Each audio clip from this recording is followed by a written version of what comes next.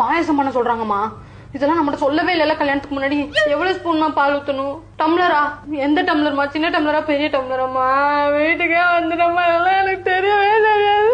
ஏமா அப்புறம் பேசுறேன். என் மாமியார் மூஞ்சி தூக்கிட்டே இருக்கிறாங்கம்மா. எதுக்குமா? எனக்கு என்னடி தெரியும்? நீங்க தானமா கல்யாணம் பண்ணி வச்சுக்கீங்க, என்கிட்ட கேட்டா துணி காயாததுக்குலாம் என்ன பார்த்து முறைக்கிறாங்கம்மா.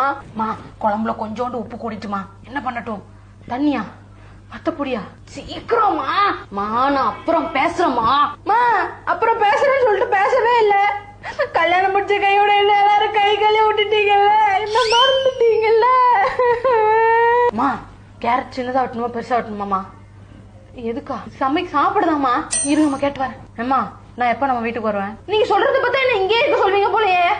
எனக்கு ஒரே ஃப்ரஸ்ட்ரேஷனா இருக்குமா. நீங்க இருக்கிறவங்கள பார்த்தாலே டென்ஷன் ஆகுதுமா. சின்ன வயசுல நீங்க என்ன சொன்னீங்க? தெரியாத ஆட்களோட பேசக்கூடாது, தெரியாத ஆட்கள் எது கூட்டாலும் வாங்கி சாப்பிடக்கூடாதுன்னு சொன்னீங்கல்ல. இங்க இருக்கிற யாரையுமே எனக்கு தெரியல.